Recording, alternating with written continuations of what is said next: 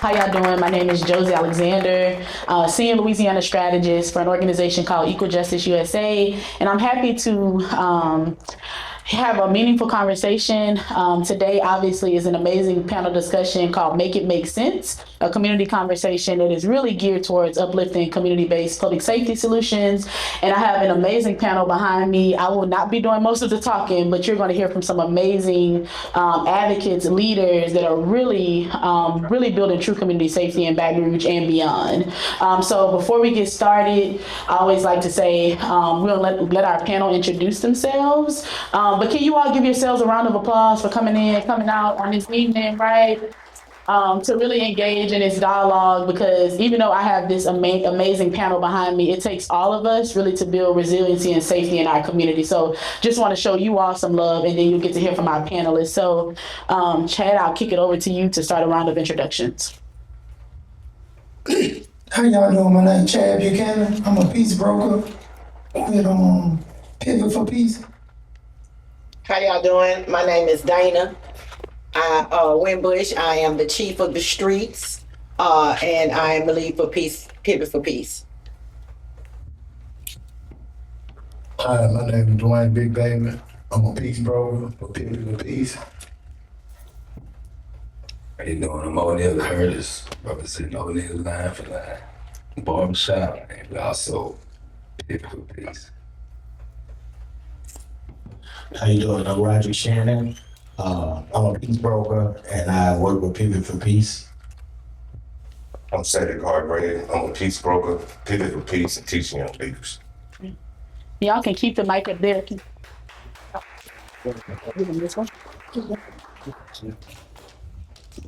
Let's swap mics right quick.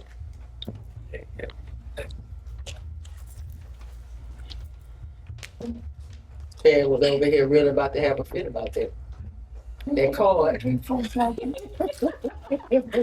All right, can everybody hear me pretty good? I'm gonna let our amazing panelists keep the microphone. So I just kind of want to, before I ask them their opening question, I just kind of want to highlight that you heard all of them say they're connected to Pivot for Peace. So Pivot for Peace is a project under the Pivot Project with Line for Line organization. And so really the special sauce, as I like to say, that Pivot for Peace brings is that they are really some advocates and leaders that are on the ground really trying to build safer and more resilient communities. And you'll kind of hear from them talking about violence prevention, but they are our neighborhood connectors, right? And so I just kind of want to elevate that this could not be possible without the work that they do with Pivot for Peace, but just without the framework and the approach that Pivot for Peace has taken. So without further ado, I'll ask you all, anybody can go first. So again, today's conversation is Make It Make Sense. That's a famous slogan that everybody likes to use when something just does not add up. So panelists, make it make sense. What does the phrase mean to you when you're talking about public safety and violence in Baton Rouge?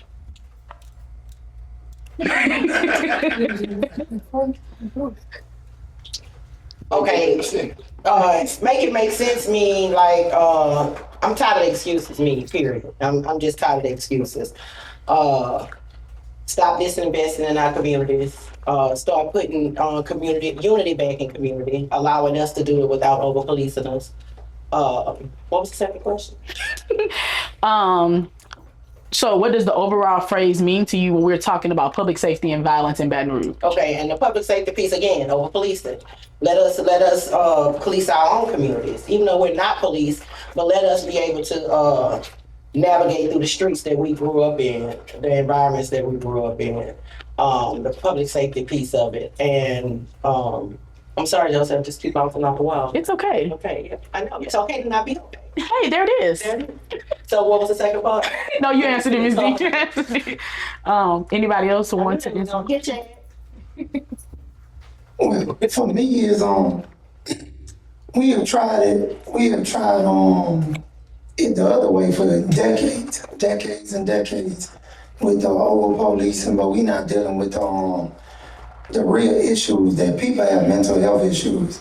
People, it's like when I go into meetings and I'm sitting in meetings and it be like either they don't want to address the real issues or they don't really know what's really going on, because a lot of people are just product of their environment. And like she said, with the investments, people not investing in the communities. And a lot of these kids, they just doing the best that they know how. If you sit down and talk to them, they doing the best that they can, right? Yeah. But they being punished for growing up in the jungle. I mean, if you don't get mad at a lion from eating his prey, you know? So at the end of the day, make it make sense. Like, I feel like I always feel like that the antidote is in the poison. You know, like, give it to the community, let the community get a chance to fix our own self, give us our own resources, and let's see where it go from there. Thank you, Chad. To me, it's like investing in your community and giving a person a chance and putting time into your community with that person. As we say, our young minorities, because they lost. We're not educating them no more. We taking all the resources away from them instead of putting it back into a system where they can learn and can be somebody, you know what I'm saying? We just cut them short. We just not making it make sense no more for them. So how they gonna have sense if we can't make it make sense for them? So in my perspective, it's investing in your community, putting the resources back in your community, and it's like reach one, teach one, you know? Everybody deserves a chance, and we're not giving them chances. We just trying to throw them to the wolves. We just trying to lock them up. So I show them that I care. You know, some of them don't raise up with a father figure. Some don't have a mother figure. So you know what I'm saying. You get in that person's life and invest in it, you'll see a real overcome, a real turnaround. Make it make sense to me, man. Lead by example. Like, don't be sitting there. You see a problem, see what the problem is. You see what the young kid need. See what the family need. Don't sit back. If you can't, just let's share nothing positive of the situation. Just don't speak on it. So make it make sense to me, man. Lead by example. Like, when I see some just for example, I own a barbershop that running for over 20 years. I see a kid come in there, I just pay attention to them. Sometimes they sagging and got guns, they hanging out, you know, smoking. You can just tell, you can just watch and see what's going on. I take them as they come, I don't judge them, and just see where they head at, you know what I'm saying? If I can help y'all, I'm gonna help. If you full tooth in the streets, I can't do nothing with you. They got different organizations, that's why I like working with everybody. If I can't help the problem, we ain't saying no bad, negative about it. I might have to call Big, I might have to call Chad.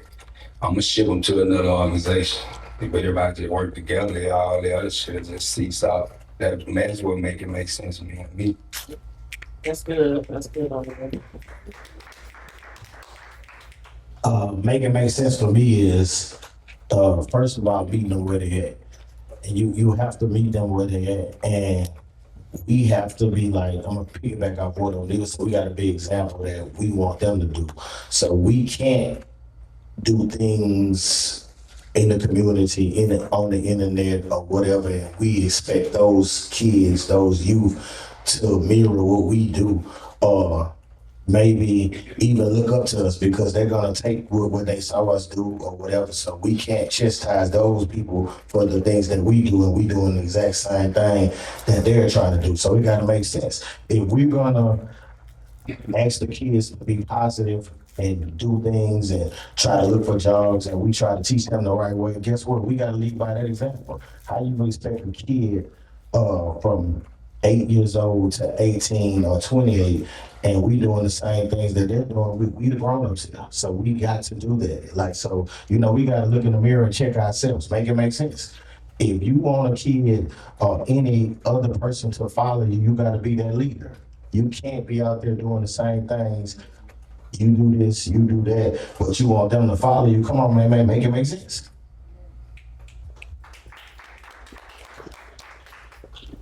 Make it make sense. Basically, coming from the North Baton Rouge area, you know, grew up in it my whole life, and I'm a product of my environment, you know what I'm saying? And basically, when you see a problem with the youth, you gotta be able to spend time with them, find out where they mind at. A lot of them deal with mental health, behavior disorder, and a lot of trauma from losing friends and things of that nature. So when you sit down with them, you just can't talk to them and think that you can get through them. You got to spend time with them, because once you drop them back off into their environment, they back into the same thing that they started with. So I basically like try to sit there with them and teach them entrepreneurship, things of that nature, find out what they like, help them realize their purpose in life. And basically dealing with a lot of blight property in the community. That's another thing that we need to fix, because how can you stop crime when you're living in the jungle? Beautification brings on peace. You don't see violence out in Highland Road, Hoosier Road, things of that nature. But when you're in North Baton Rouge and it's not being invested into, you're going to get, that's the results you're going to get. So I really enjoy working with the youth, and I like to see them make changes and things of that nature. And my heart is definitely in it, because if no one else cares, you know what I'm saying, nobody else is going to care. We don't take care, the other side really ain't going to take care. That's from the government, that's from the church house. You can preach, you can have many meetings if you want, but if you're not boots on the ground putting in the work, it's not making sense. Thank you, Sid. All right. So can we, so anybody who knows me, I know Miss Dana's probably about to laugh at me. I'm a little corny. So can we all on the count of 3 say, make it make sense? Can y'all do that for me? Y'all, silence isn't consent. Can y'all do that for me? Yes. I got it. Panelists, can y'all do it for me? All right, so on the count of 3, we're going to say, make it make sense. 1, 2, 3. Make it make sense. Okay, so one thing I want to build on, and I'm glad Sid mentioned this, right, is like we have to be boots on the ground and be intentional about the work that we're doing, especially with our young people. So by the raise of hands, how many folks know what community violence intervention is? All right, so a good bit of hands. And so the example I always like to get when we think about community violence intervention, let's just say, can I use you for an example? Absolutely. Okay, so let's just say you have a stomach ache, right? What's the first thing you do when your stomach starts hurting?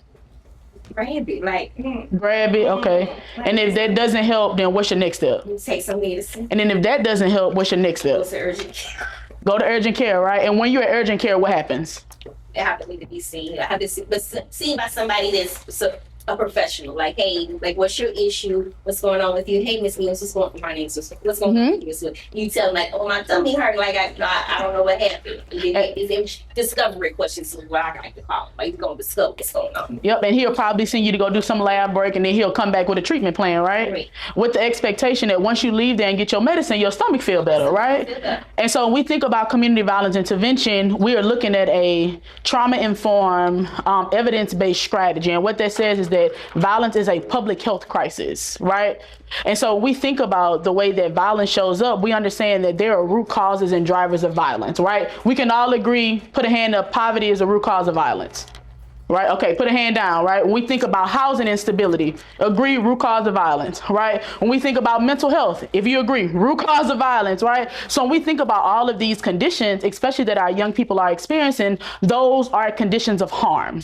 And so what community violence intervention teaches us is that when we have folks with lived experience, right? We have folks who have the knowledge because they are professionals, we are sending them in to prevent that major crime or that homicide from happening, right? And so oftentimes when we hear about the news and we hear about violence that's happening, oftentimes we hear about what? The murders and the shootings, right? But what we don't hear about is when Chad, Miss Dana, Big, Oneil, Squeak, and Ced go out and prevent a lot of the stuff that you don't see that hit the media. Right? And like those numbers are important. And so as we're talking about community violence intervention, we understand that it is not only threatening Baton Rouge, but it's threatening across our state and in the country. So panelists, I have a question. Why is community-led intervention necessary right now? And what happens if we don't invest into it? And anybody can take it. We regress. The work that we put in over the last 5 years in Baton Rouge. Can y'all hear me? Because I don't want to bounce off the wall. I promise I don't. My mouth big. But the effort, not just the effort, but all the hard work, blood, sweat, and tears, because we've all lost people in this fight, to keep our streets safer. It'll regress. Some of the people that we built these rapports with or these relationships with, even these organizations, when they have no funding, they can't open their doors. So if you don't feed me, you become what I eat. So dog eat dog world, because now I don't have the resources that I once had to sustain me, to keep me off the street, to keep me educated, to keep me employed. are trained. So that if we don't invest in that or even take an interest in it or a call of action, it is going to get back to the state of being deplorable in our communities, because it's not a place that neither one of us can go in that we aren't welcome, or we find that it's too dangerous to go in. The men on this team will tell me, Dana, don't go by yourself. Why? I can walk in the hood in it without no help, no eye, no vest. So what y'all talking about? She don't want to wait. She want to get the information first. No, I don't try to get the information first. It's just I know that if I don't react quickly, somebody might die. Somebody else. Or something will happen. Like, I left a doctor's appointment today specifically because my phone could not stop ringing because I had someone on the call who was suicidal.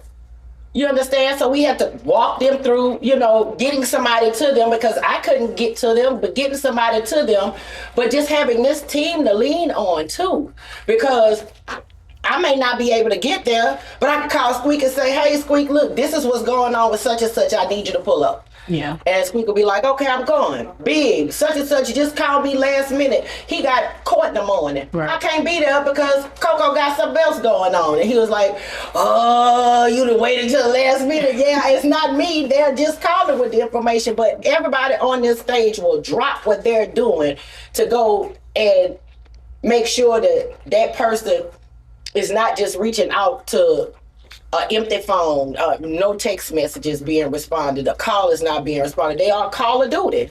They really boots on ground, and I appreciate the team that that we built and the respect that we do have for each other. But not only that, the love that we do have for the people in the community. Yeah. So, Ms. Dana, can I ask you? This is so off script, but I want to ask you a question, because Ms. Dana just talked about, like, they are consistent, right? They show up when people call them. They come from the community. But and it's something that you've always talked about. Why do you feel like people, especially in those more vulnerable states, when they are really, y'all are in between them and them risking the rest of their lives, right? Y'all in between them and another decision that can go extremely bad. Why do you feel like folks feel comfortable coming to y'all? We're credible and we consistent. They see that we walk up and we genuinely care. We ain't just doing this because of no money. Because I did this way before I even got a check. Some of these men up here, without putting their business out, they haven't received any payment from nobody that they were originally connected to before this shift. So it is not about the dollars. It's genuinely about knowing that I'm so impactful in this work and in this field that they relying on me to cause them to not want to do what they want to do. They trusting me as a leader. And to be a leader, you have to be a servant. And each one of us, we're going to serve. We're going to serve the people that we need. We go in our own pockets. Even if it's a deficit, we go in our own pockets. Yeah. But it's okay. So Big, why you have the mic? I'm gonna re-say, why community-led intervention is necessary right now, and why should people invest? But before you answer that, can you talk about what does credibility mean? Like, what does that mean when, like Ms. Dana say, because we credible? What that mean? It is what it is. It is what it say. When somebody know your work and know your work, you credible. You know what I'm saying? I put my life on the line for all you. I did it for wrong, so I can do it for good. And when I do it for good, they know I'm credible. That's why I hang in these night spots and break up half of the rigmarole that goes on in these nightclubs, and I'm out in the street because I'm a credible person. And they know what Big said, Big got a word. I'm not gonna go behind nobody and do nothing wrong, nothing fake. I called Chad got a word. Every man I serve with up there got a word. That woman got a word. You know what I'm saying? When you don't talk out your neck, you talk straightforward to a person. You mean what you say, stand on what you mean, and you credible. And if you gonna help. If you're not gonna do it, get out the way. Move around. Because this work here is serious. It's like, you go out that door today, you might not come back in that door tomorrow. Shit, tonight. But you go out there and you gotta be straightforward in this work. You gotta be credible. You gotta mean what you say and say what you mean, you know what I'm saying? Because you get what, you playing with somebody's life. You know what I'm saying? Like we say, we fight mental health, we fight all kind of demonic spirits going on in these people's lives. You know what I'm saying? So you walk out with faith, you be credible, believe in God, and do what you say, and stand on what you mean. Thank you, Big. Anybody else before we kick it off to some other questions about what happens if we don't invest? What you think about? Yeah, sure. So why is community-led intervention necessary right now, and what happens if we don't invest in it? I think it's necessary and important because every time you turn the news on, you kind of see a youngin getting killed or something. And sometimes some people just see the dude or the young lady getting killed, but we kind of know these people. Like, the people come inside the bar shop, we really be in the city, like when you ask them the credible part, or we be going everywhere, like, you know, in the neighborhood we can't go in, so that like that make you real important right there. So we turn the news on, you see them kids get killed. We know these people, so it's a certain thing we've done and been trained on. Like, I don't even watch the news no more. I'm too busy. I be trying to get money out there. I work, so I don't even watch the news because it's disappointing. But we got apps and we got group messages, so if somebody get killed, they send it into our phone like immediately. Like, I'm tired of watching that too. So it's like, cause you got your family, but once you in it, you in it. You like, you can't say you always.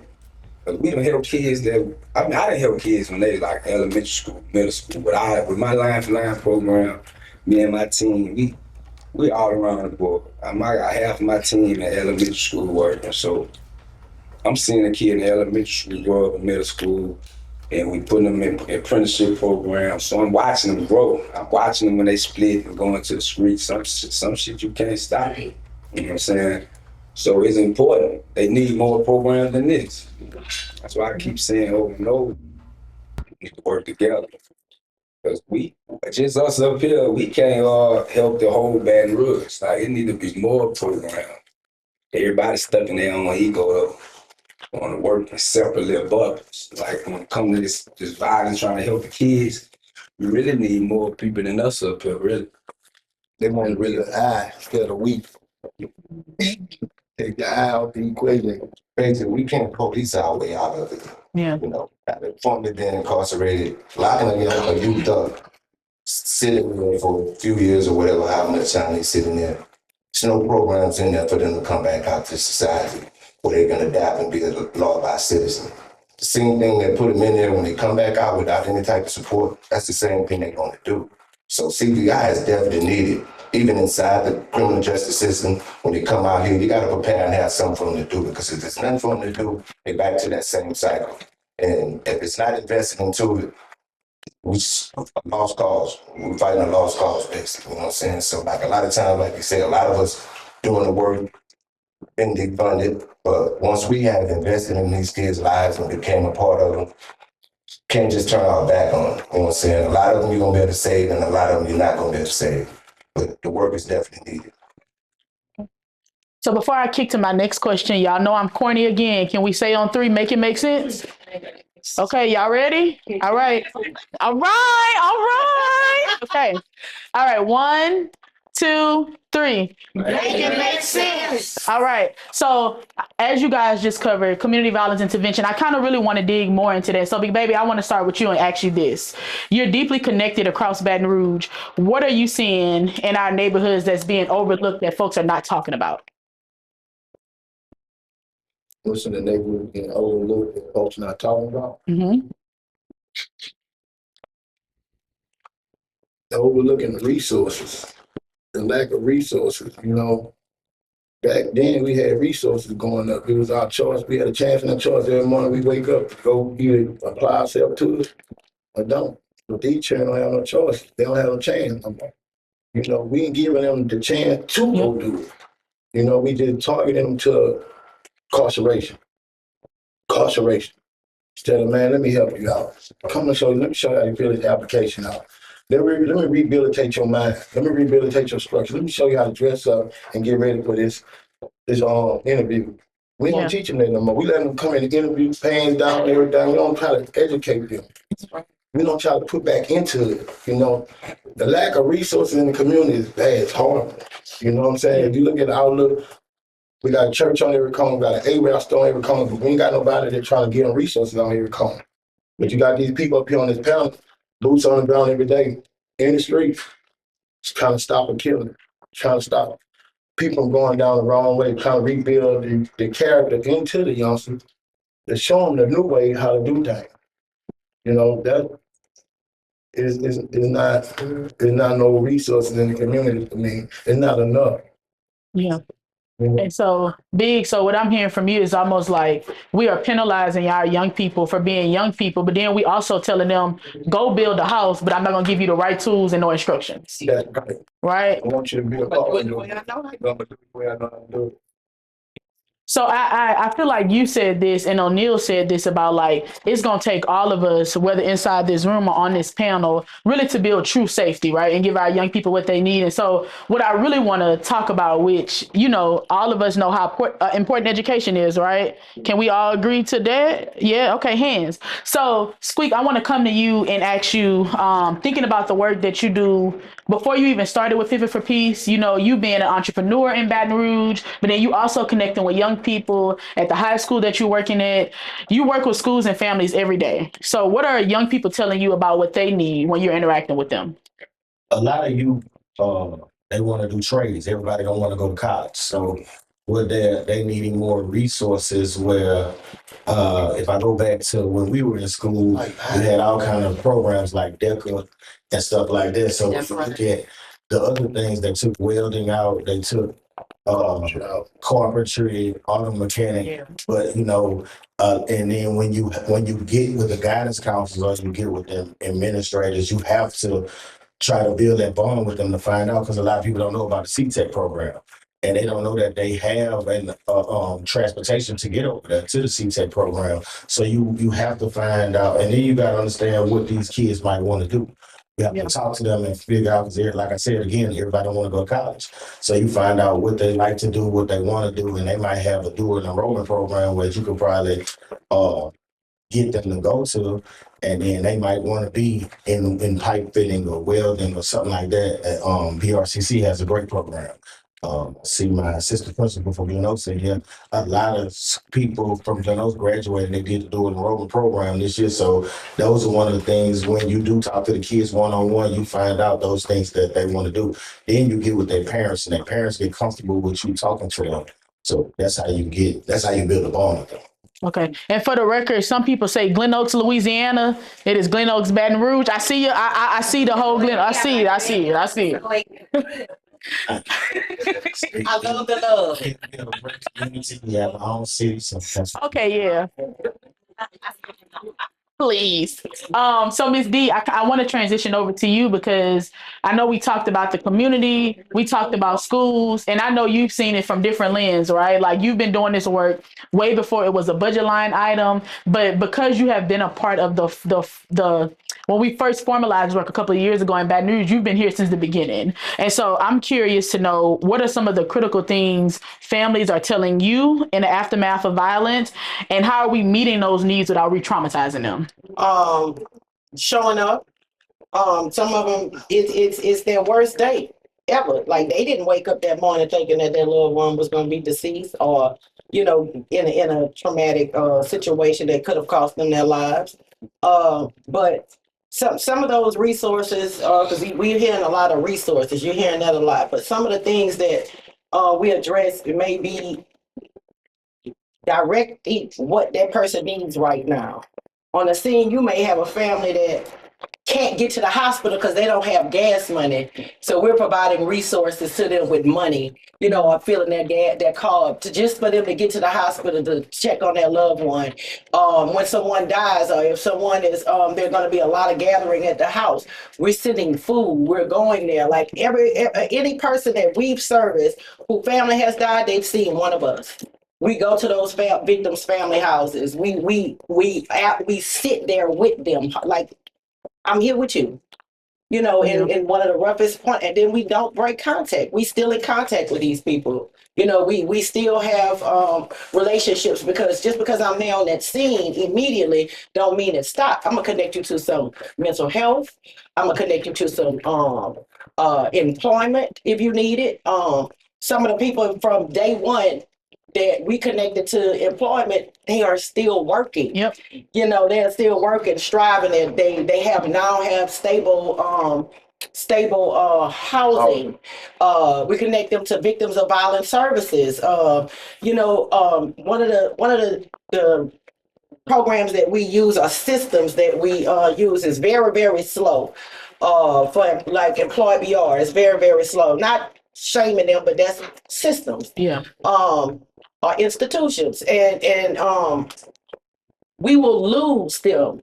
We will lose our mentees if we do not constantly follow up or provide other sources of income or other sources of stability for them, because they take a long time. Sometimes 4 or 5 months? How long was it, Roy, for you? One of them trying to get 3 months. 5 months. Yeah.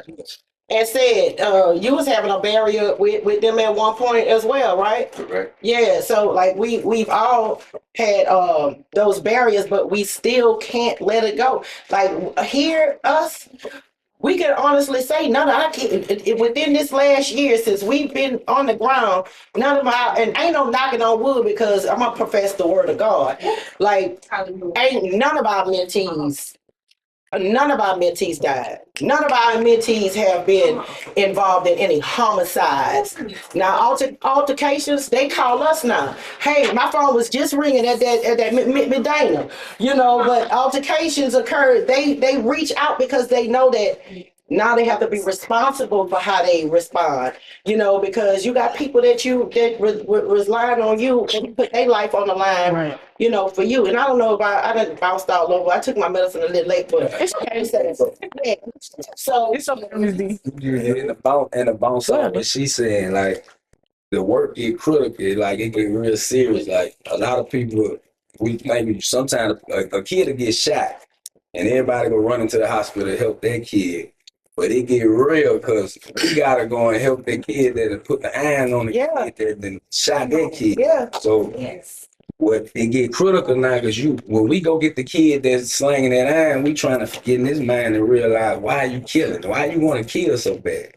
And sometimes when you talk to a kid that's on that streak of killing, robbing, because them type of kids high risk that we be dealing with. So when you're dealing with them type of kids, you gotta take them as they come. You can't be trying to change them, because they'll turn on you. And then you gotta remember they're really a killer.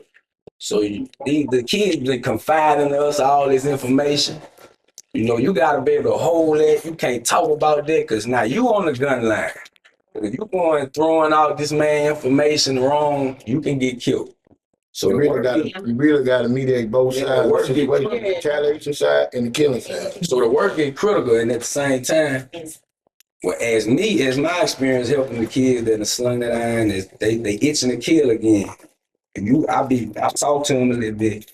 Then when I realized what's going on, it be the house. It don't even be the kid. The kid be like an innocent kid. He really just want to shoot ball and get money. When I realized, the kids I deal with, I just put them on money, show them how to cut hair. I try to put them in the programs my line for line team got, what me and my boy was doing, if we don't have nothing. But other than that, man, it be the house. We be needing to go into the house, and it be getting deeper. So Neil, what I'm hearing for you, and then Chad, I'm coming to you, is like, what I'm hearing for you and Miss Dana is that not only are they providing resources when, like, you know, these acts of violence occur, is like you also prevent retaliation, right? Because we also understand, like, when if somebody passed away, especially when we're talking about gun violence, right? Like, the first thing they're gonna do is go call their cousin or their home, because emotions are high, right? And like, we understand, you know, justice is always blurred. Everybody has a different definition of justice and accountability. But then, Oneil, you said something that was so important, is that when we think about the population of young people y'all are serving folks who are at the highest risk of gun violence, right? So that means background in trauma, right? We're looking at all of those factors that we mentioned earlier about, like, housing, mental health. All of those are driving factors that consider somebody high risk. But I think the beauty of what you just said too is, like, when violence happens and when violence shows up, the person that did the harming is harmed. The person that who got harmed is harmed, and the community is harmed as well, right? And so we always hear this notion of like once a victim, once a perpetrator, once a victim, right? Because everybody have their own different stories and experiences. So I just kind of want to uplift what you're saying. It's like we're not only supporting the person that got harmed, but we're asking critical questions of like, you know, what needs are not being met for you to cause harm. So I just kind of want to uplift that. And Chad, I have anybody who knows Chad. Chad is very honest, right? He do this work because he loves this work. And Chad was probably one of the, I remember being on the ground a couple years ago, one of the most vocal, like, I don't know about this CVI stuff that y'all got going on over there. Oh yeah, we able to. Very vocal, right? And so Chad, like seeing where we were a couple of years ago, and then you now like literally intervening and preventing violence. You know, what made you change your mind about, you know, this CVI? What would you tell folks who are still like on the fence about the community violence intervention model? I say just do your own research. It's real. You know, the work is real, the violence is real, but the bad part about what we do is you really don't get publicly credit for something that didn't happen, right? You know, so when you prevent a lot of things, you one of those people where ain't nobody gonna talk about it because it didn't happen. Ain't nobody gonna talk about it. The kid we stopped from going to go shoot somebody at school because he called me early that morning before he went. So, you know, you don't get to report that stuff like that don't hit the news, or don't nobody talk about how me and Roy and Sad got up one morning, ran to the school because some parents was getting ready to go to war and the kids, and it was about to be something bad, but we was able to pull them all in and talk to them, and blood didn't get shed. But like you say, when we go to the crime scenes, when I go to the crime scenes while Dana talking to the family, I'm looking for the kids on the side who are angry. You know, I'm looking for them. I'm trying to get them under my belt, get them under my administration, because the thing about it, you just trying to stop them from making a permanent decision off a temporary feeling, right? So if you could get them to like think about what they about to do, or just show them like it really ain't worth it what you about to go through. So the part is, when I was first called to the work, I mean, I've been knowing all these guys forever, all of them, you know, and I still ain't trust. I ain't trusted. Even when I came in, I ain't trusted because it was like, I don't know. I'm from the streets. I'm really, really street. And it just was too uniform for me, you know, and it was like anything that was too uniform, organized, and they got data, this and that, and for the longest I felt like a snitch. Like I felt like I was ratting, or one day they was gonna make me go talk to the police and stuff like that. Then you found out that we don't talk to the police. We're really for the community. Like we really like go in these situations for the people. Like that's what I be wanting Baton Rouge to understand, that we don't report to the police.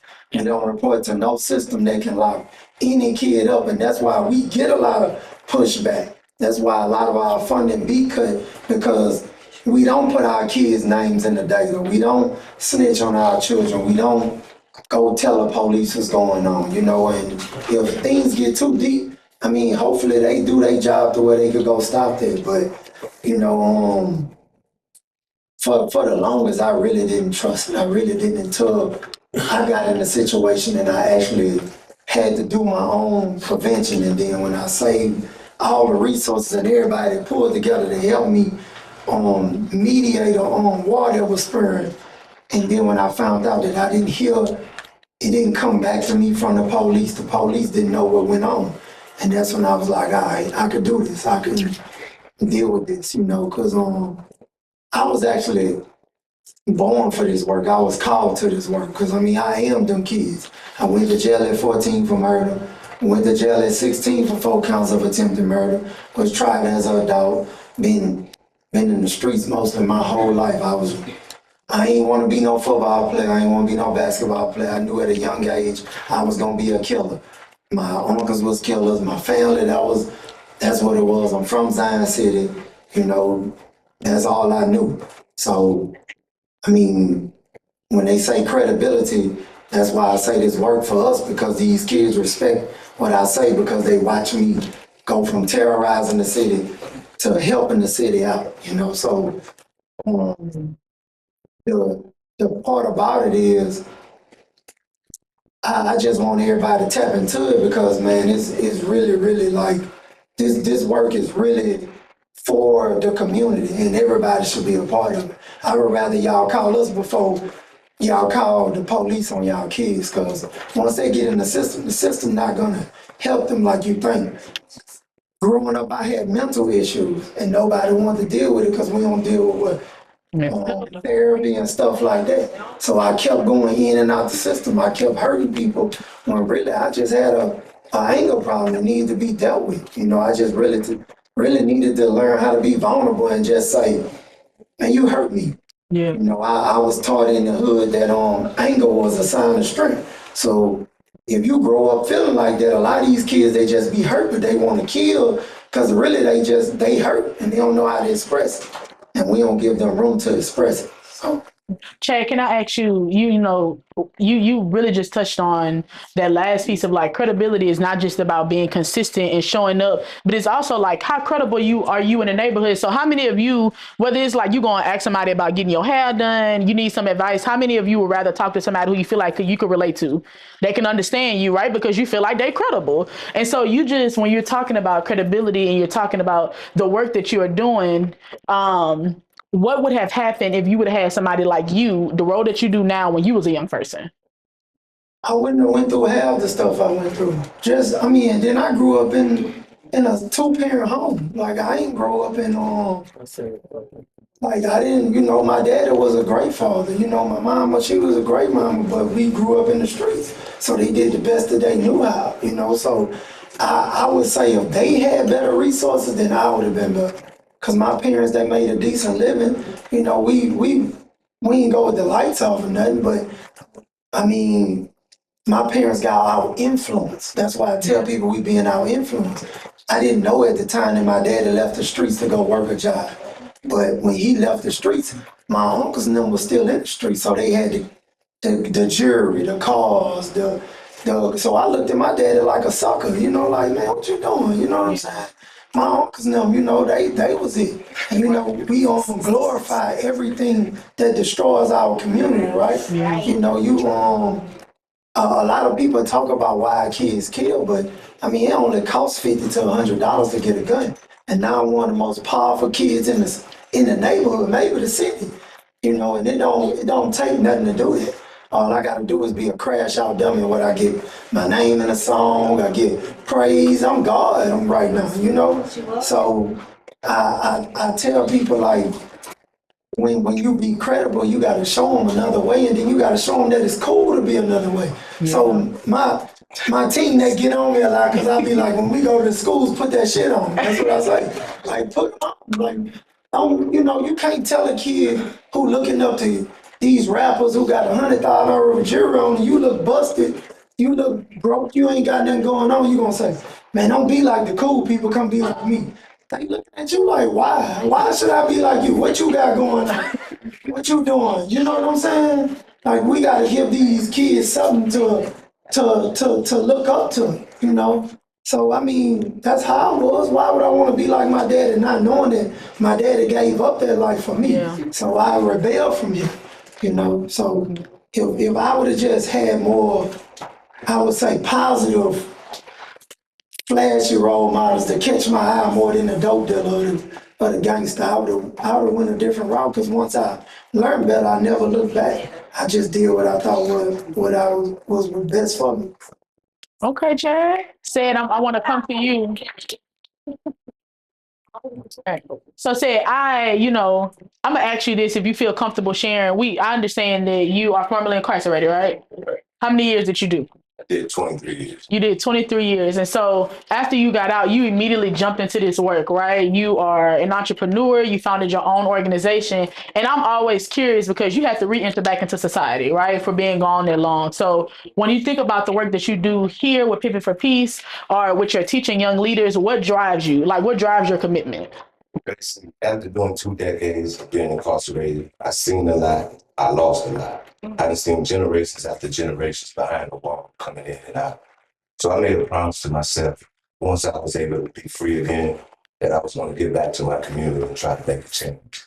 Prior to my incarceration, I had great leadership in the city. I was locked up for a nonviolent crime, federal, and it's basically the new Jim Crow law of slavery. Federal government paid $39,000 a year to house a federal inmate instead of putting that money back into education or back into the community. I put it back in there. You know what I'm saying? It was a hard adjustment coming from the life that I did in Vegas, New York, doing all the fun things, doing events in the city, taking care of kids. It was kind of hard to adjust, but I started educating myself. And the same problem that was on the street are the same problems in prison. I help young kids get GED. After 2000, after the pandemic, this new drug come out called K2 Mojo. And it's very bad in prison. It's 17 and 18 years old in there, wigging out, flipping out. I counsel them, I sit them down, I talk to them. And I'm in this entrepreneurship. I like brands, you know what I'm saying? So I teach them how to start their own brand, hook them up with the Mexicans who can draw their art, things of that nature. So when they get back out, you got to have a plan. And if you don't educate yourself in there, you won't learn anything because it's either you can do street life in there or you can educate yourself. You got two choices, no different from society. So me educating myself and teaching classes and mentoring, I was doing that prior to before I went to prison. I did it in prison, and I felt that was my calling. I realized my purpose in life, and I feel like I owe it to society. Thank you. Thank you, Sid. And said, I think, and Oneil, I'm coming to you next. I think it's so important because when we talk about folks being at the table and community members, we're also talking about people with lived experiences.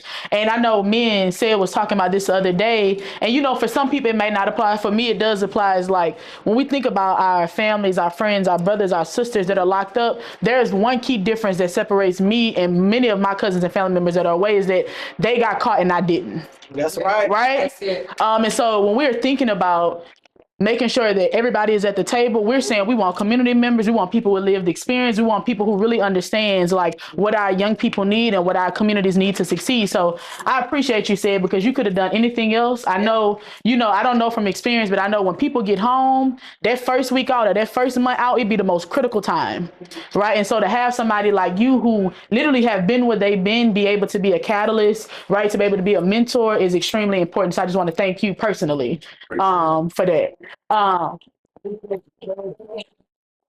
So Neil, I have a huge question for you. I heard about line for line. I heard about the barbershop way before I started doing this work. And I want to know from you is that you really made line for line become more than a barbershop. So I don't know how many of people follow line for line on Instagram, but they do a little bit of everything, especially with our young people. So I'm curious from you, why do you feel like that model is working and what can others learn from what you are doing? First, that's actually, barbershop first for like 22 years. And me and the team get together to open a nonprofit. Been doing that for 10 years.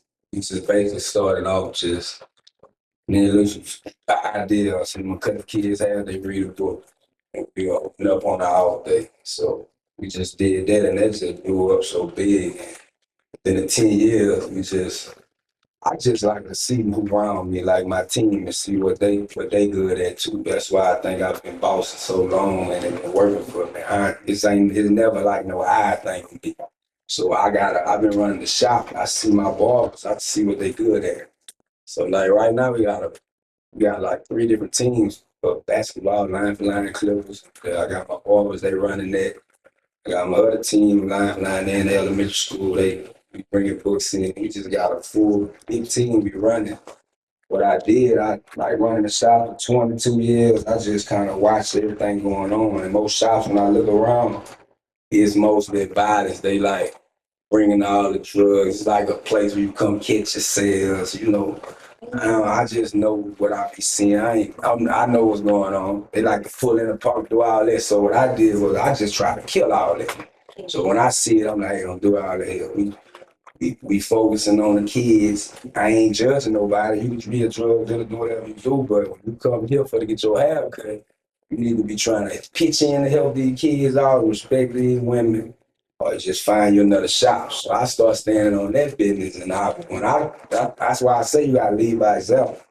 So I just go and do stuff myself, and whoever fall in, that's why I look back and say, "Damn, he with me." Yeah. If you ain't with me, we're gonna roll over you. Because if you ain't with what's positive, you actually pushing negative.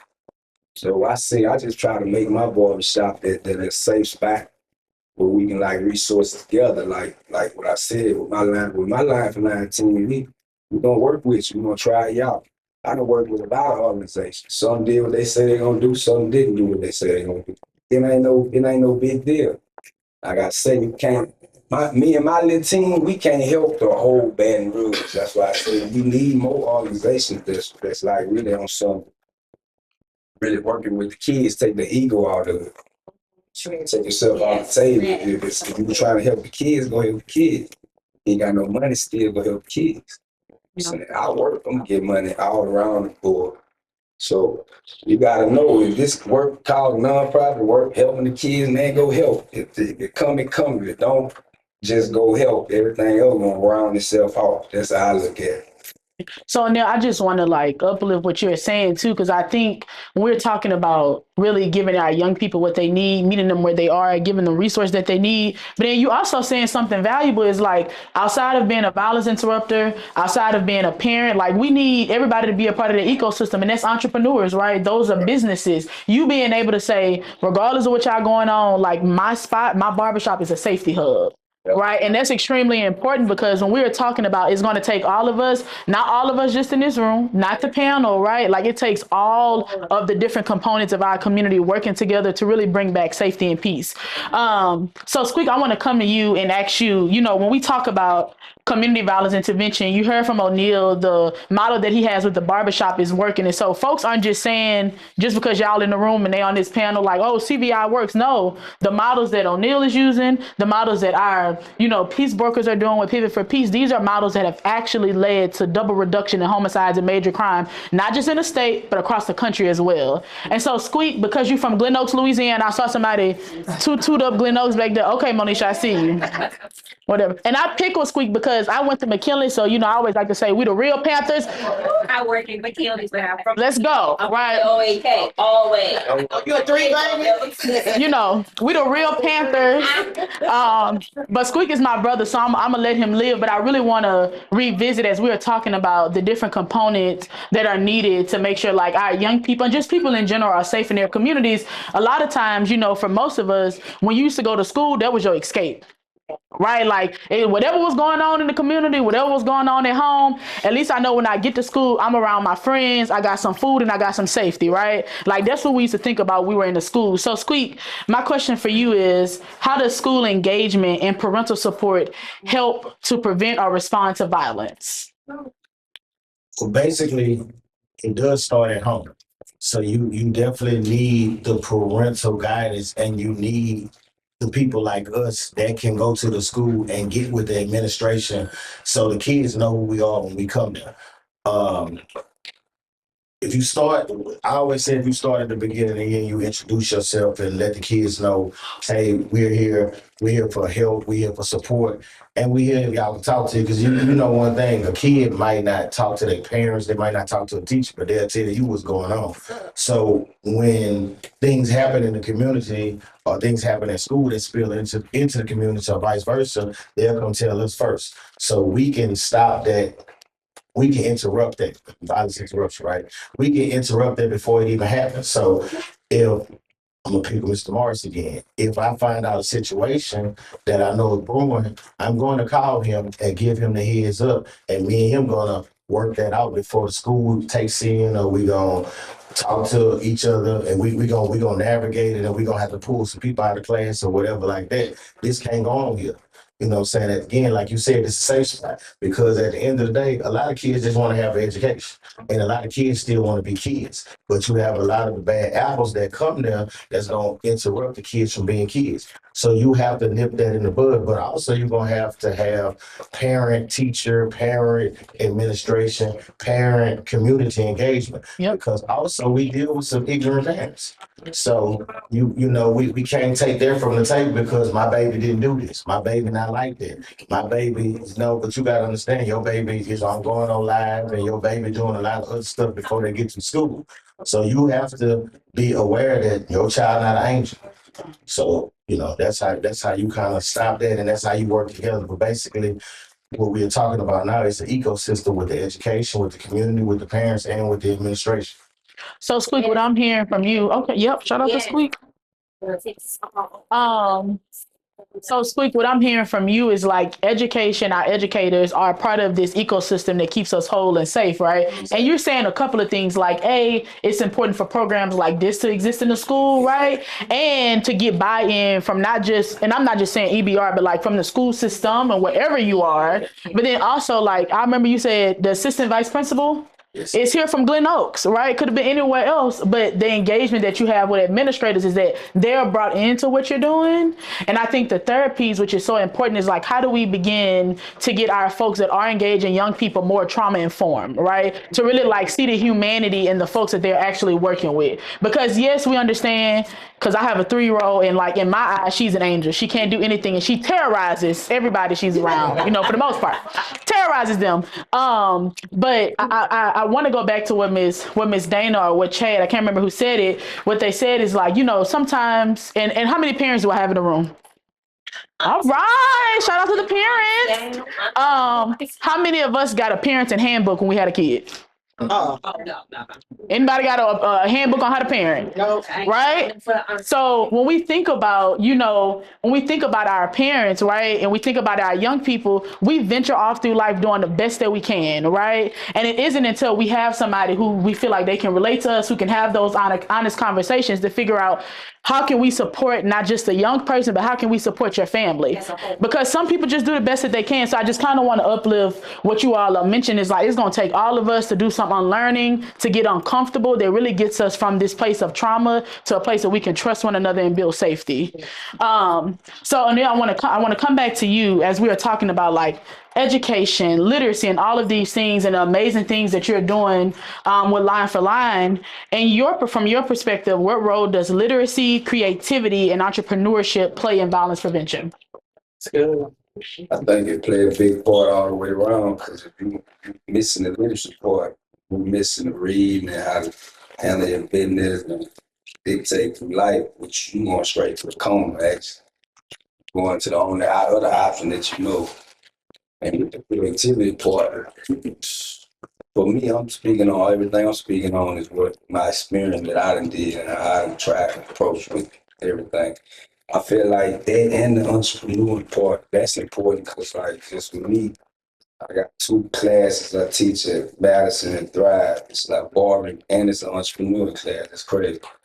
And I just showing the kids how to cut hair, buy for their families, and I got the whole school like going crazy about getting in my class. So that just let me know. Then when I look and see which ones that's more interested, it's the ones that's been getting kicked out, the ones that don't want to do nothing in the English class. Like half the ones that's just around there smelling like weed. Like they trying to get in my class because I think they seeing that they don't do the college thing. Yeah. The entrepreneur part is really important. And I'm watching them, I'm teaching them how to cut, and I'm releasing them, letting them trying to see what they're gonna do, give them other options to do.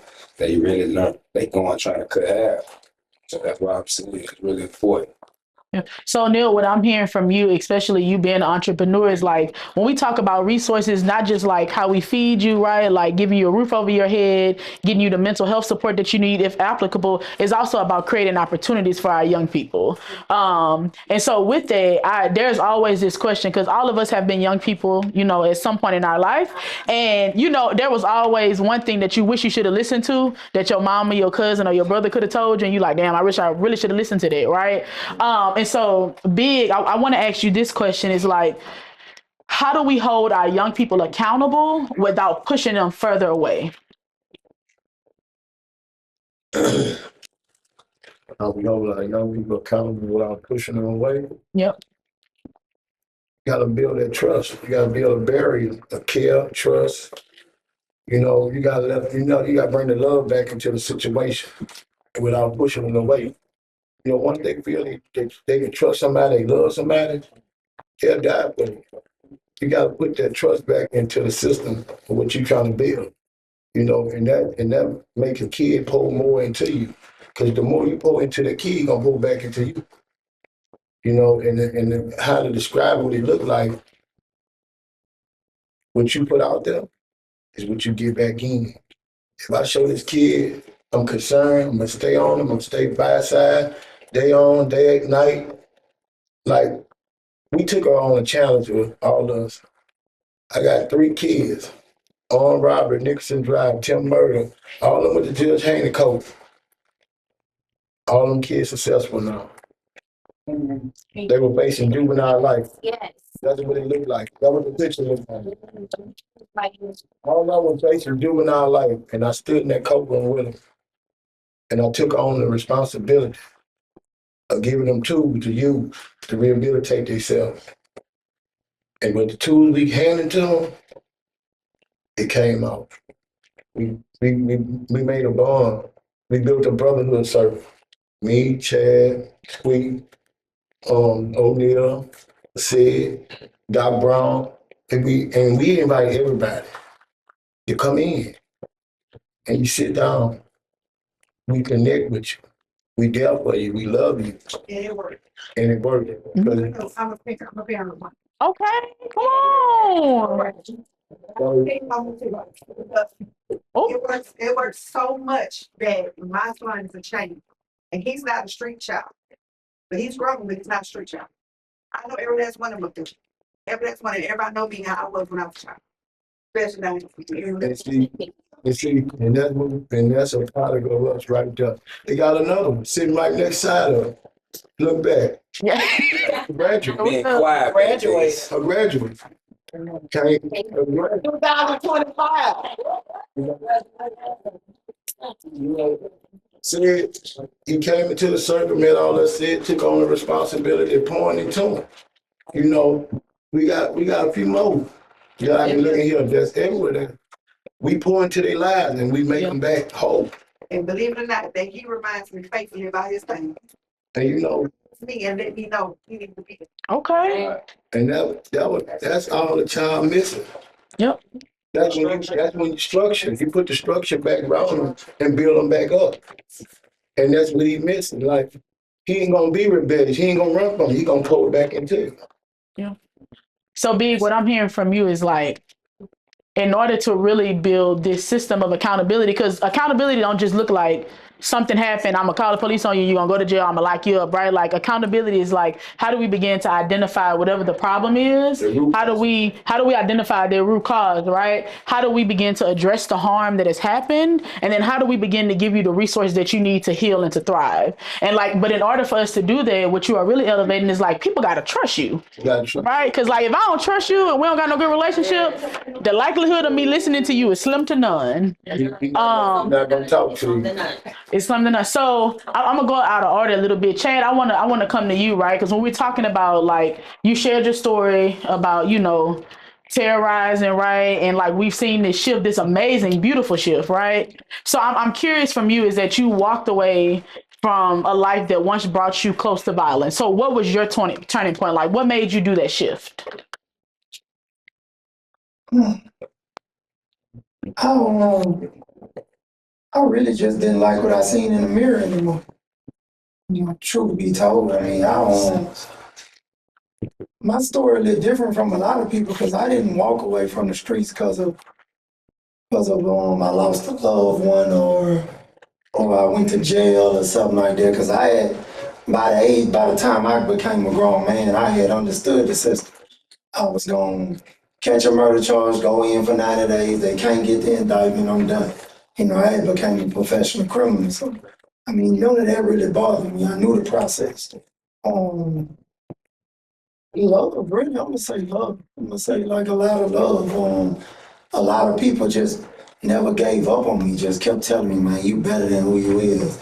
You could be a better leader than what you got. You leading people to destruction when you could lead them here. If you say do this, they gonna follow. You know, people like my friend Naja back there who used to call me and jump on me. You know, take that down, stop doing that. You know, just accountability really from credible people that who I looked up to and people that I respected and people that I love. Like people when you see the disappointment on their face, it get to you. I don't care how hard you is. You know, because everybody want to be loved by somebody, and everybody look up to somebody. Yeah. You know, everybody got that one person that you don't want to disappoint. That was my big turning point in my child. You know, my child made me learn that I didn't know how to be vulnerable. Because the day he was born, the day I held him, I never valued human life. So I'm holding this child, and I know I want to be a better father because I grew up under a good father. But I'm like, I don't know what to do with this. You know, the first few years of my child born, he didn't ride in the car with me because I didn't want nobody to do him nothing. You know, so I kind of didn't get to enjoy the first few years of my child life because I never knew I was even gonna be alive to see him grow up. So just striving to be a better man and understanding that, I just hated what I looked in the mirror, and you're gonna come to a point in life where you gonna self-destruct and you're gonna keep living. That's mentally, you know. Chad, can we just give you some love for your vulnerability? Because I feel like those deep. And so, Ms. D, I want to come to you before, and I'll hand it over to Sid after that. Is when we talk about community violence intervention, we're looking at a research-based, evidence-based approach, right? That is filled with high-risk interventionists. These are folks that are on the ground doing the work, but there are other models that exist out in the country and in our state. And so we're thinking about this phrase called restorative justice or restorative frameworks, right? Ms. D, I really want to ask you, we think about the role that healing plays in preventing violence, why is restorative justice and why is healing so important when we're talking about reducing violence? The restorative justice piece is more of accountability than punitive. Mm-hmm. So it's both parties acknowledging that, we can work this out together. Might not be at the time that we would like to see it, but us pouring back into each side, because again, we don't separate the victims from the perpetrators. The victims are the victims, the perpetrators are the perpetrators. What is it? Victims are perpetrators, perpetrators are victims. So just the accountability piece, but also giving them the ability to voice that, hey, this is what you did. Chad just said something, he was hurt. Being able to be vulnerable or say, man, what you did hurt me. Or man, what you did caused me pain. So it's trauma. It's just acknowledging the trauma and being able to identify that trauma. We're not counselors, but providing those wraparound services for the restorative piece, but also offering them safe space so that we can do the restorative circles, the supports that they may need in their time. And Ms. D, everybody, all parties involved have to agree to be a part of the restorative process. 100%. We ain't being pushed, because that could be deadly. You rush to go and put people together who not ready to be in the same area. You risk everybody's life who in this building right now. We risk that. Being some bloodshed, because everybody ain't ready sometimes. And you'll hear a lot from them. Now, I'm not ready. My homeboy, he killed my homeboy. He got 5. It's 5 and up. It's we 5-0, or it's 0-5. They take score. And sometimes you gotta change. Not sometimes, all times. You have to change their mindset on what's the agenda? What's the end goal? Because if the end goal is death, or prison. So what you striving for? To be on a t-shirt? Because that shirt gonna get dingy. That shirt gonna get torn. I put my rest in peace shirt on the other day and it was cracked. Real life was cracked, and I looked at it in the mirror, but they gone. Ain't no coming back from that. Death is final. is final. And it's just getting them to understand your mindset has to change. And that takes a while because I'm a grown woman. And doing this work, I've allowed myself to heal and be vulnerable with the men that's up here. Not only that, the people we we go out and serve. Because you have to not just have sympathy for them, you have to have empathy for them. What would you do if you were in that situation? Yeah. And lead by example. So Ms. D, let me ask you this final question and then said I'm coming to you. And so when we think about restorative justice, you're not saying that no accountability will happen, right? No, but I ain't gonna lead you to the police either. I ain't finna share now nothing. Now if you wanna go and crash out, go ahead. But I can't sit back and allow you to crash. I'm not a person who'd be like, that ain't my business. No, it's my business. Because I'm a leader in my community and I'm from Town, USA. Let's get that together. Should have been walls where we just had to let the police handle it. I mean, let them do their job. Yeah. I mean, but we ain't gonna go do the work. I ain't doing your work. But at the end of the day, when them kids sitting in jail and they facing them RICOs, they gonna be able to say, man, they tried to help us. They tried to stop us. Yeah. So we don't feel that bad because we tried, Yeah. So Ms. D, what I love what you're mentioning about restorative justice because we like to use a lot of big political terms, but you are breaking down that restorative justice is saying we need accountability, healing, and transparency for everybody involved, right? And it allows us to see the humanity of all the players at the table. But I think you said something that was really key is the only way restorative justice work is A, with permission, but B, with everybody being honest. Everybody gotta be right, and everybody being vulnerable about what's taking place. So said I wanna shoot this over to you. When we think about especially you transition coming back home, being formerly incarcerated, many of you have shared your expertise and the support that you mentorship support that y'all have given to the young people that you are working with. And so from your perspective, what does true mentorship look like for someone trying to get it right after already being involved in the system? Basically, consistency, trust, credibility, and lived experience. Being able to show them that you've been through this, you understand what they're going through. You know what I mean? So a lot of these youngsters don't understand the criminal justice system because that's something the street not getting. So when I sit down and talk to them, I explain to them about the different laws. How a 4-letter word RICO could put you away for the rest of your life just by being affiliated. I sit down with the NBAs, the bleeders, the vultures, all the different I don't call them gangs because that's just the word that justice system use in order to enhance their citizens and get them which I get. Gangs are ran with structure. Soon as these youngsters get in trouble, they call their mother. If you're a gang member gonna take care of you. So I teach them to understand the consequences of their crime. Once you squeeze that trigger, ain't no coming back. Once you commit that robbery, you're looking at a long time. You're in the process of losing everything you earned from your jewelry, your family, and everything around you. So once I get them to understand that, a lot of them have a different change about it. But like I say, by not able to keep them around me all the time and putting them back into the environment, be kind of difficult. And then the thing about it, a lot of them, the first thing they say, I want to make some money. You know what I'm saying? I say, listen, if you follow my lead and do what you're supposed to do, I don't have a problem helping you getting your LLC. I don't have a problem helping you getting your driver's license. I want to see you win. The same thing I'm doing, you can follow my footsteps. You know what I'm saying? Get it from my man Neil, man. His favorite slogan is why have a smartphone and be a dummy? You know what I mean? Everything you need is on the phone. You know what I mean? But a lot of these kids, social media is a major problem that we deal with, and that need to be in school educated because it's our community that's being affected by it. And I take it back to Mark Zuckerberg, billions of dollars. It shouldn't be live. It shouldn't be instant. It should be screened before it's being able to put up. I get tired of seeing young girls getting their wigs pulled off, youngsters pulling guns out, shaking it, you know what I'm saying? Yeah. And that's what saying a lot of things are for.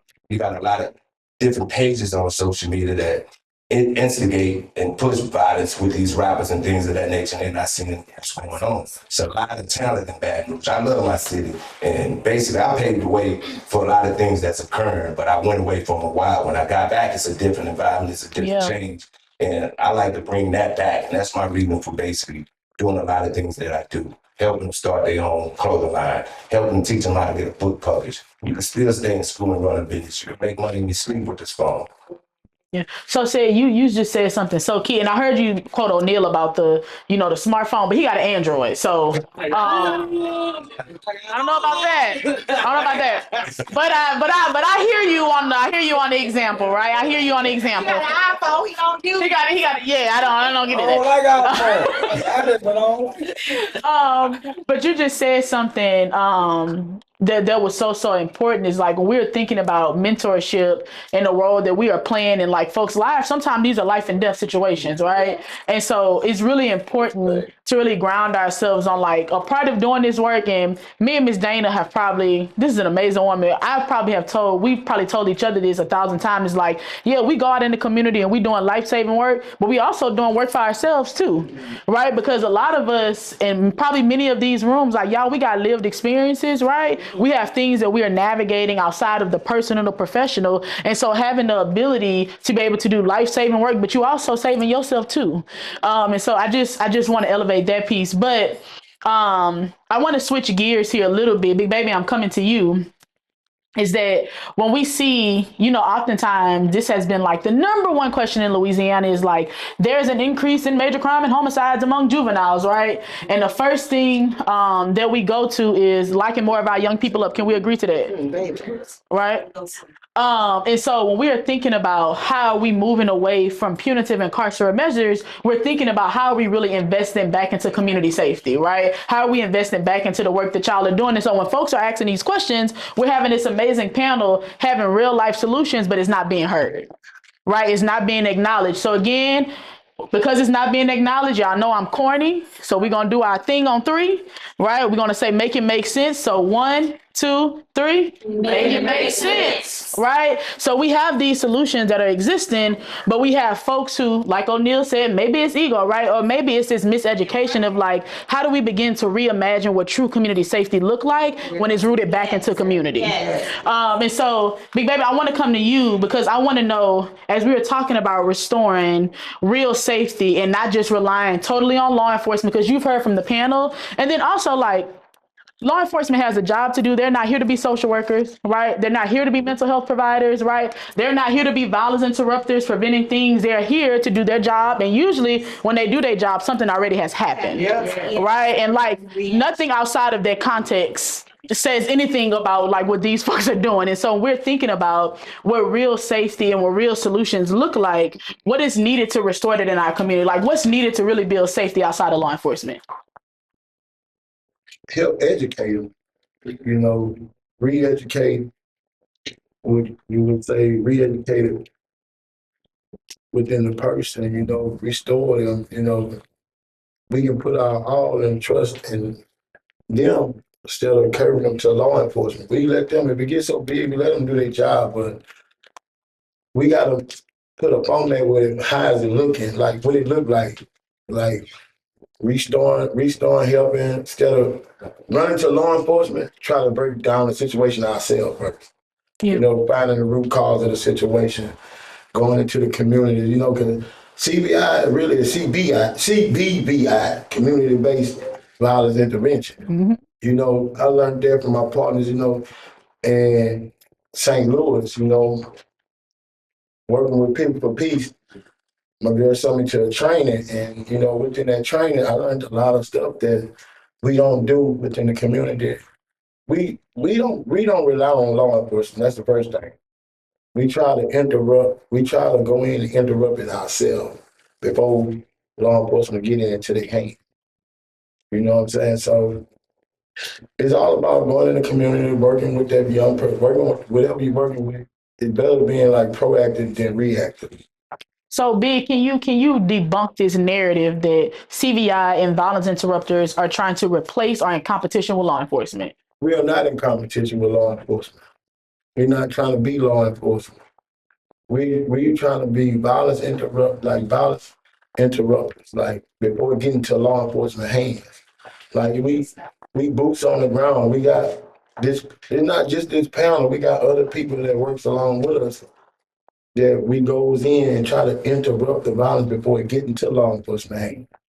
So Big, what I'm hearing from you is like CVI or violence interrupters are not trying to take the place of law enforcement, right? We're not in competition with law enforcement, but what CVI is saying is that community needs a seat at the table when we're talking about public safety. That's right. Okay. Community definitely needs a seat at the table when we're talking about this. You know what I'm saying? 'Cause without the community, it's all nothing.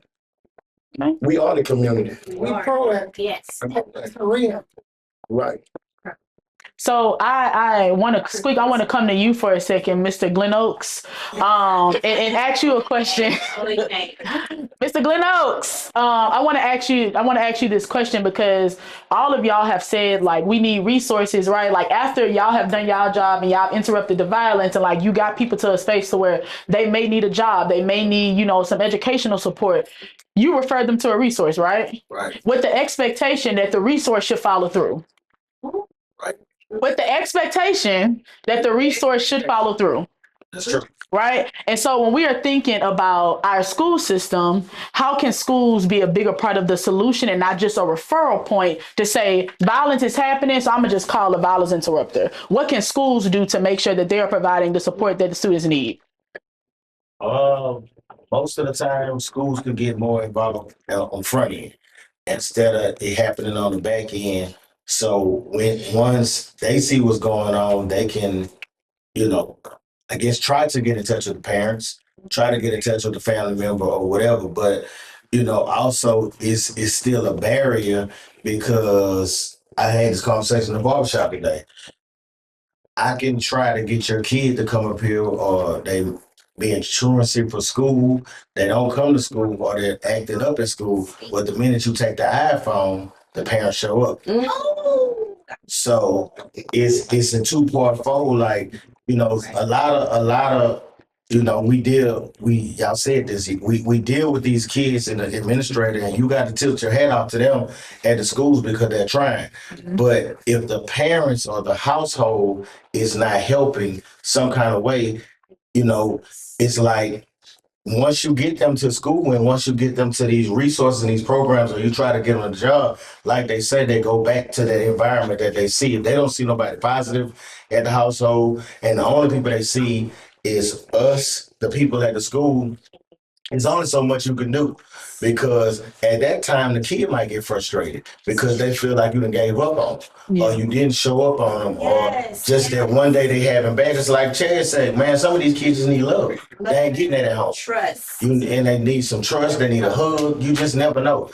And when you deal with a lot of kids that's going through that, they don't even have nothing at home to go back home to.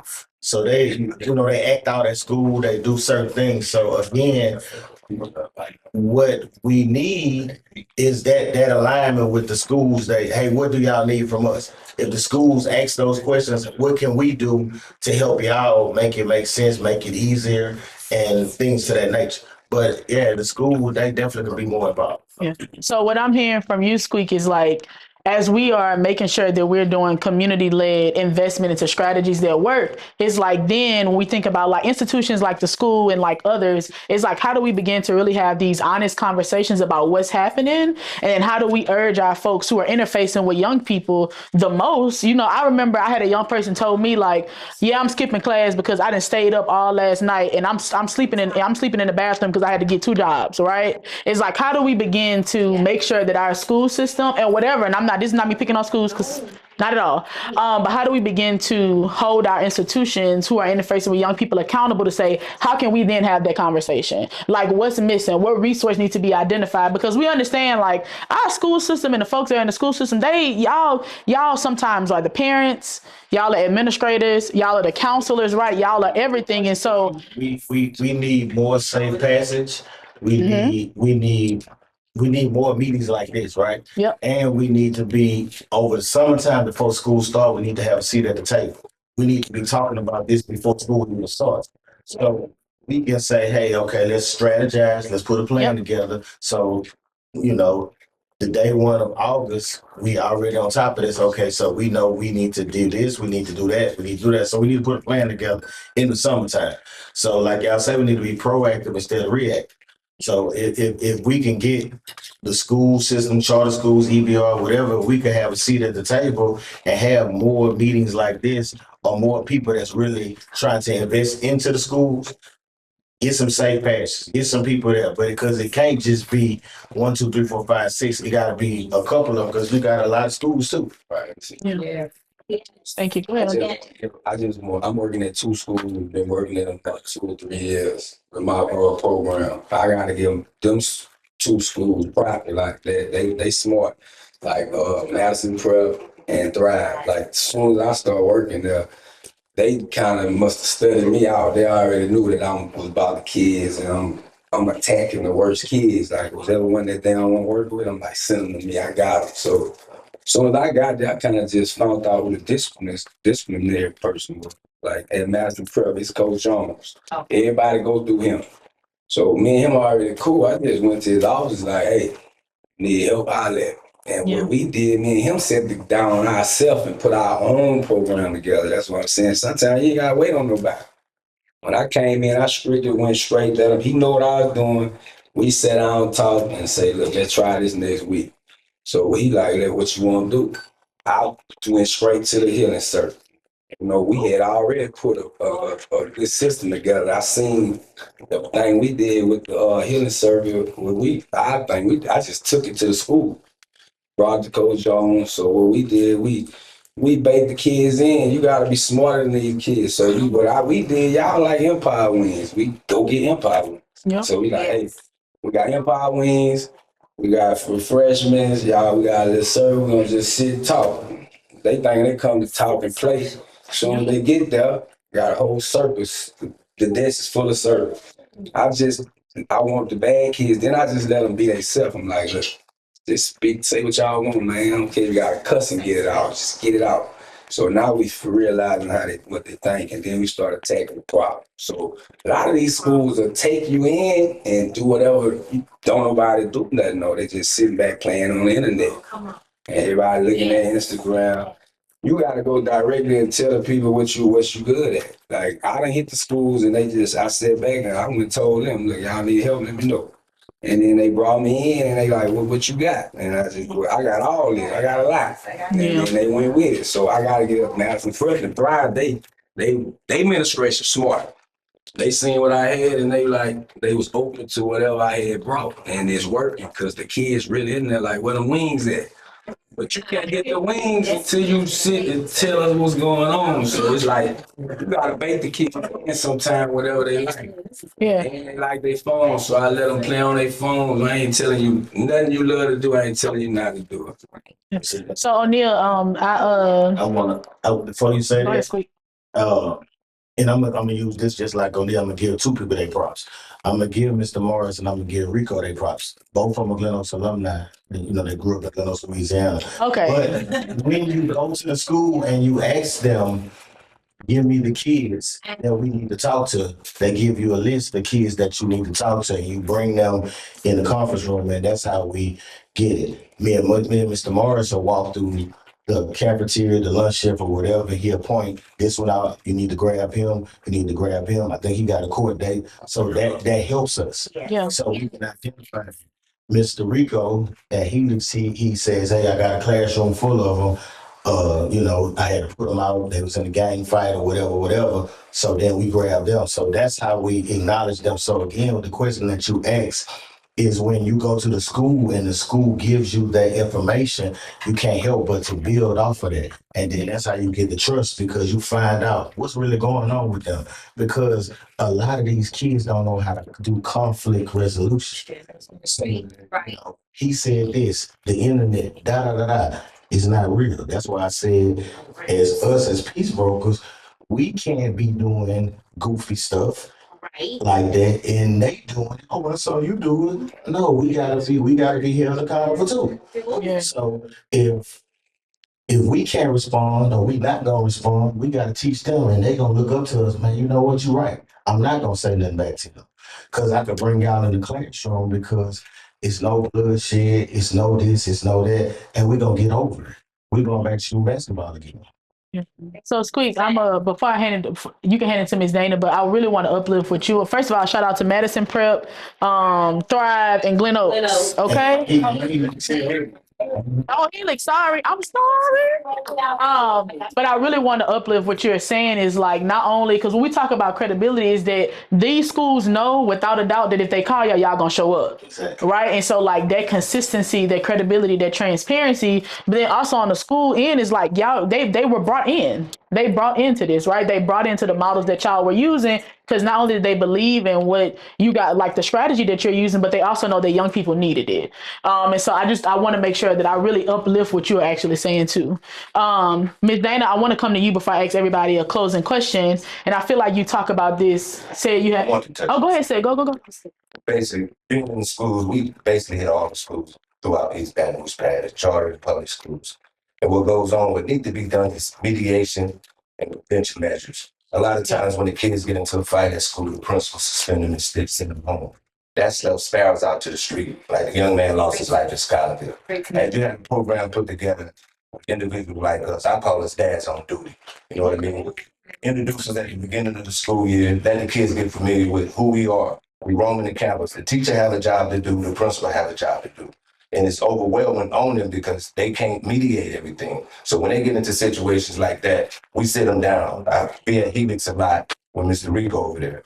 And when a kid get into them, I sit them down and ask, what's the problem?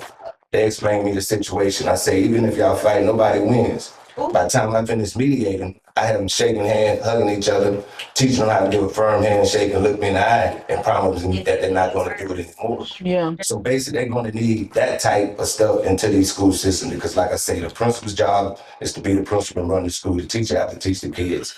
And there's a lot of time that they mix the little, sad to say, remedial kids with some of the regular kids. If a remedial kid hit a regular kid, they both get suspended. But you need to have them in separate buildings. You need to better recognize them from the beginning, for testing, things of that nature. I appreciate you saying so, Ms. D. I want to come to you for a second because and I want to allow the audience to ask some questions. You talk a lot about when we think about a public safety ecosystem. This is like our cultural, our system led, our institution led. Like everybody are part of an ecosystem that allows folks to live safe, helpful, and healthy lives, right? And so when we are thinking about teams like yours, and I also see some street team members in here. I know I saw street team a little bit. They just left. Right. So, and I see a lot of these folks who are often not acknowledged, right? There's a lot of misinformation about CBI. I don't understand it. So when we think about the teams like that are not in the room, but your team specifically, how can systems work better to support the work that you're doing? All I heard was one. How can systems work better to support the work that you're doing? Tap in if you're data driven, because we lie. Human beings lie, but black and white don't lie. Not the manipulation of data, because we all can turn data to make it look like something, but being like evidence based data that we do, but getting the systems to also be relatable. Like, come, like I stated the other day, Chad gave me a shout out for that. I sent a message to Mayor Sid Edwards and said, hey, you riding along with the police, come walk without the police in our hood with real credible messages, and don't bring the cameras. Just come really walk out in the hood and connect and see where the gap is between your leadership, your administration, and the people in the community. Because it is a great divide that's going on in our city right now. Not just the St. George, being separate from our city, but the fact that it's a gap in communication, the trust. We have no trust in the current administration right now. We have no trust in the police right now. So if you invest into us, not just Pivot for Peace, but the ecosystem as a whole, those who do provide the wraparound services, those who are more progressive in their thinking and not punitive. I know I said that word a lot. Who wants to look at what's going on and study it. Actually state, is it a science around the violence that goes on in our community? COVID showed us that we are not stable. Yep. Individuals when we're on our own, when we cannot leave and go out of our house, when we're boxed in and all we have is this phone. Some of the craziest things, like I'm, you know, I laugh a lot and I'm childish, but I really do look at people really like crazy. And it's not, and I hate to use that word, but really, mental illness is real. You know, you look at some things and be like, did they really just do that? Like, they for real or they for real? You know, Yes. but Yes.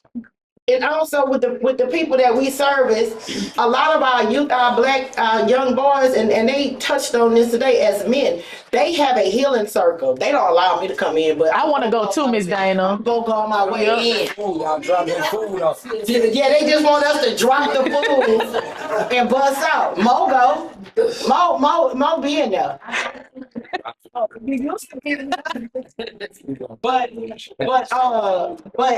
I think it's important to see these black men Yeah. in this work, because we don't see positive, strong men doing anything for community or doing, because the stigma is that there are not enough black men, positive black men, or positive black role models, when that's not true, because I'm looking out in the audience and see a whole bunch of positive black men that's in here.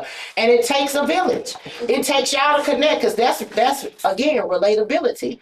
I can't talk about being a black man. I can talk about being a black woman who support that black man, you know, and our children. And we just gotta be that village again. Just getting back into that village again. Yeah. So guys, I want to ask y'all, and anybody can take it. I want to ask y'all a closing question, maybe like 30 seconds to a minute, so I can allow some questions from the audience. Is that off of what Ms. Dana just said, what do you want decision makers or funders to really understand about this work? It's necessary. It's mandatory. It's really needed. We put our lives on the line. It's You can't invest in us. Hey, come on. It ain't even about us though. It's about if you want to see a better future. It ain't even about us, because I mean, it's a lot of other people who It's about the been kids. through the same thing, you know. But if you really want to see a better future for the communities, if you really want to deal with the problems, I mean, this the real work, addressing the real life situations. Or you just gonna keep patching it up with a Band-Aid, or you really gonna sit down and say, okay, let's really deal with it. I think the reason why a lot of people systems, the thing is, when I got into this organization, I really got to see who really was for the community. Yeah. And who just run to the TV, or who just pretend like they really for the community. Because why wouldn't you want to put in and invest into a entity or a situation that really can change kids' lives for the better, can help a community for the better, can bring a community together? Yeah. You know, so Incredible messages. Incredible messenger. my thing is, man, it's time to stop pretending. You know what I'm saying? We've been pretending for decades. Man, stop. We've been pretending for decades, and you know, Miles Monroe, he always say, great leadership is a gift and bad leadership is a curse. So if you look around and you don't see any progress, everybody who stand up and try to take the credit, you gotta take the downfall of it. That's right. Yes, it is. Yeah. That's good. Anybody else before we go to audience questions? Big, I can get that mic from you. Yeah. Any final words, gentlemen? That man say he hungry. What food? Now this young man over here named Roderick McKay. He's over on Mid-City New Development Alliance, and he was recently a victim of gun violence. I met Robbie a month ago at job fair, and I participated in it.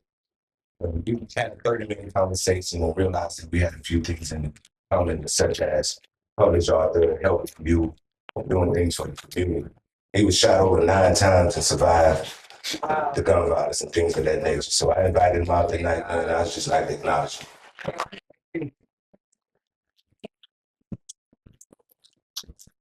All right, beautiful people. Okay, I see the hands.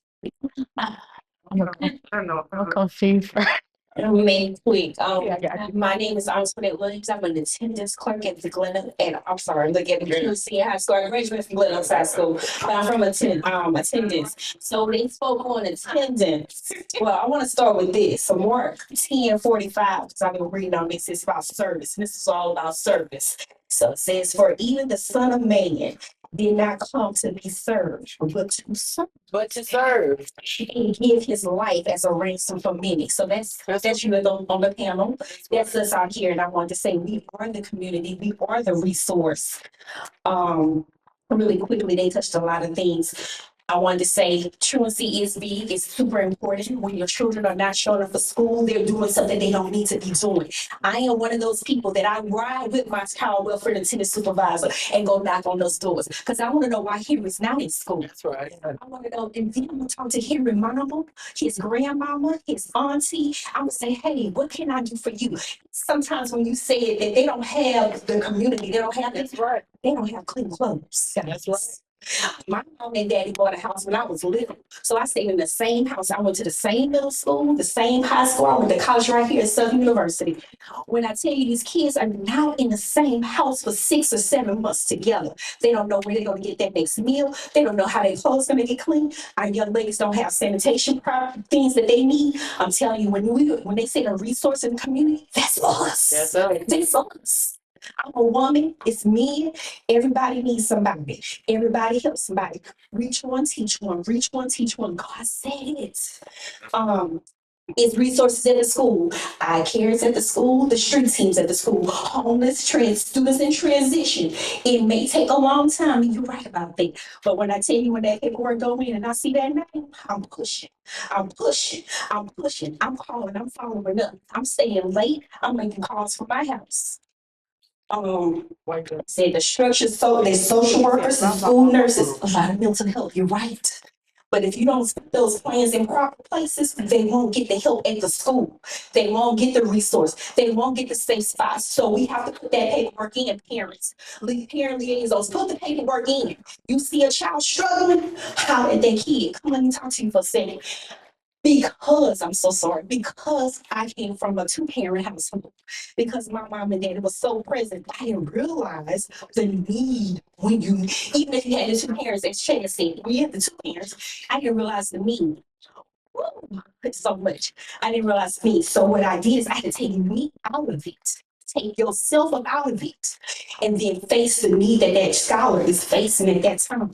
Meet them, how the parents said, meet where they are. I'm a street girl. I know street stuff. I ain't never been up and down. I ain't never ran a track, but I know what track is now. So it's things of that. So I'm just saying we are that community. We are that source. We are the resource. We are everything for ourselves. We need your energy. Thank you. All right, take like 2 or 3 more questions here. So earlier, a lot of you guys were talking about like the continuum of care. Once you guys get an individual, a group of individuals through the process in a program, there's no resources to continue on.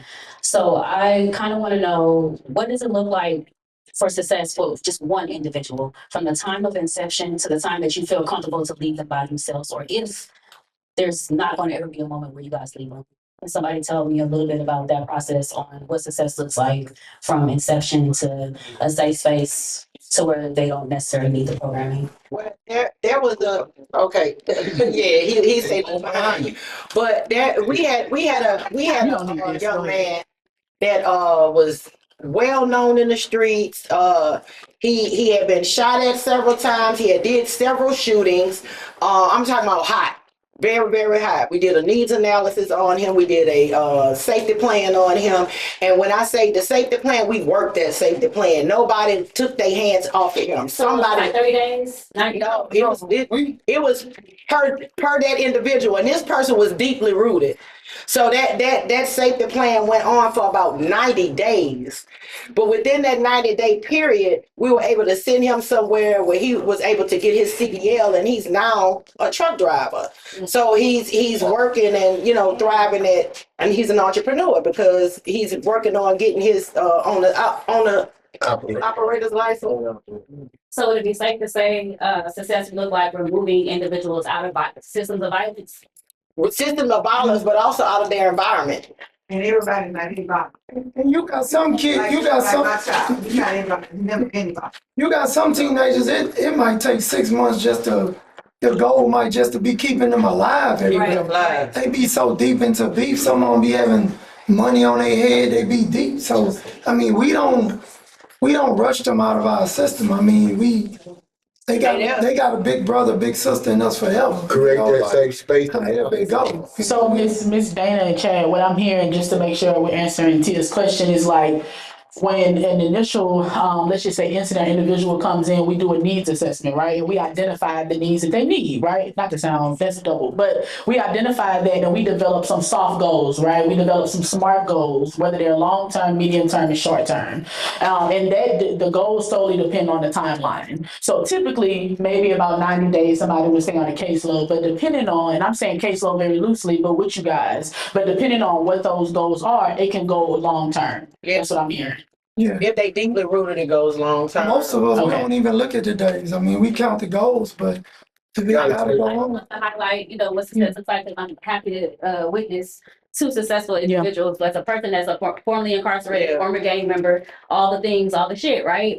I love the fact that Big Baby, Dana, you, Chad, Squeak, everybody that's on here, like you guys are highlighting, to say that even after we get them to a point of a CDL or out of the system, they never leave your care. It's always a system of saying, if I see you, we locked in. I just wanted you guys to highlight that this is not just a program that ends in 90 days, that ends in 120 days. This is really community commitment. Yeah. This is really the village. And ain't no days off. So thank y'all for your service. Thank you.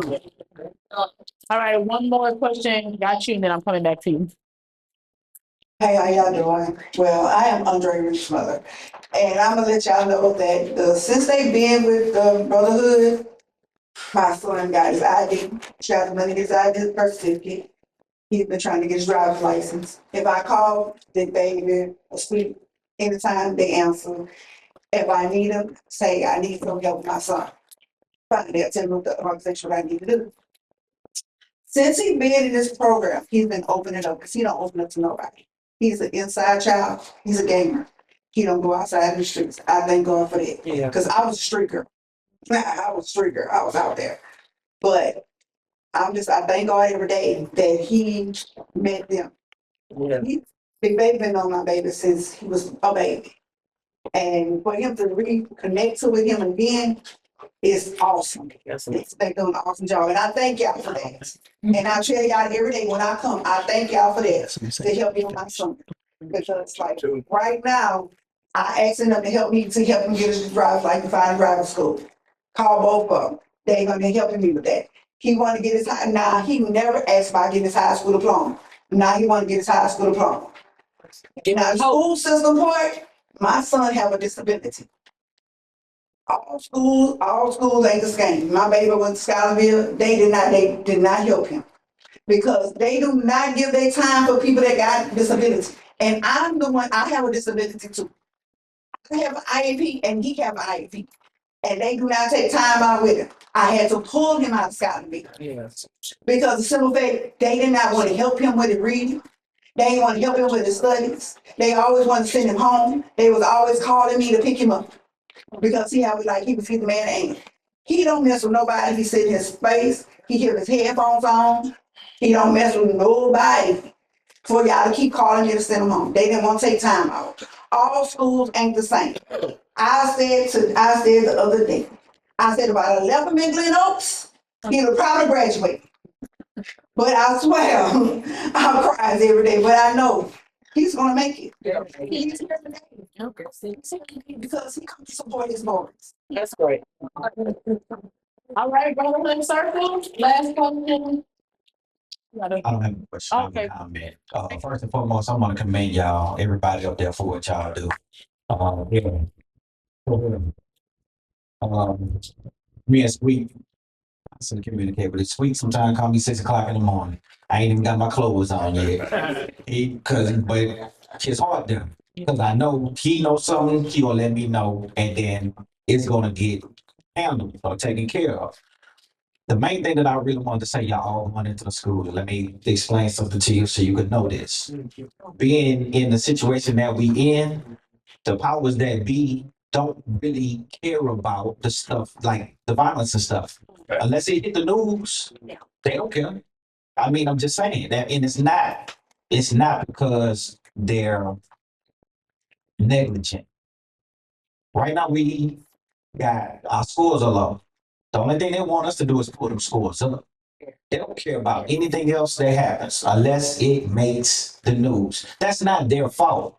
I'm saying all this to say this. I didn't know I needed y'all, but y'all are so helpful because my eyes can't go everywhere. Yeah. You know what I'm saying? When students have court cases and stuff, y'all show up.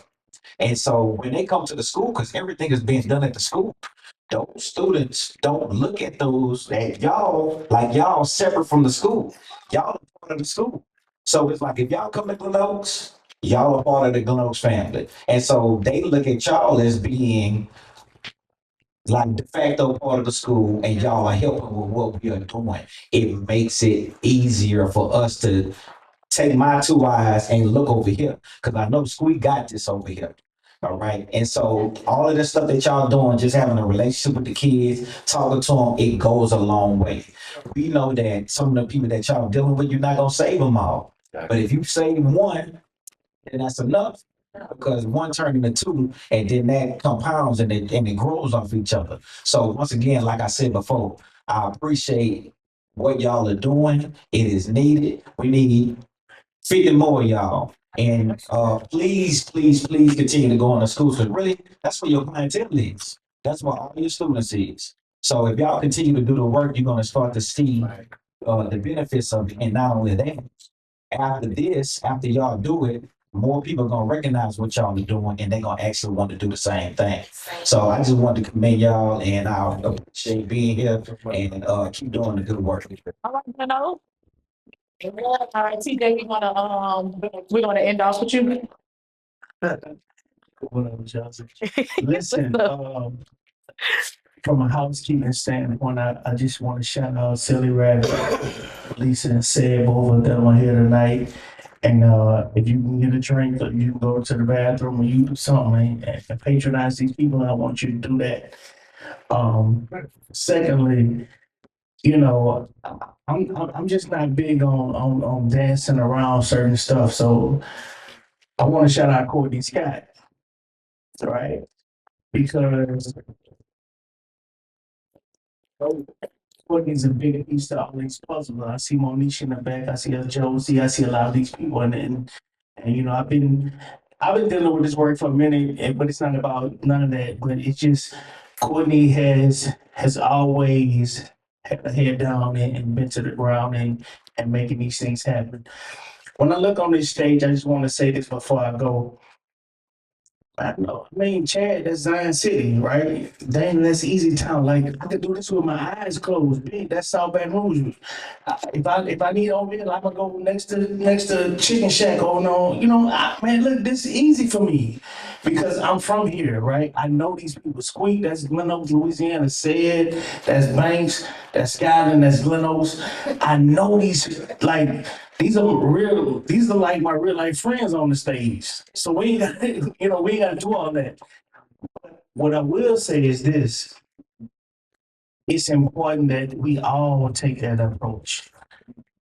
Because why it's going on in Glen Oaks and Skylandville and McKinley and Stroma and all these schools, it's going on in St. Joseph's too. Yeah.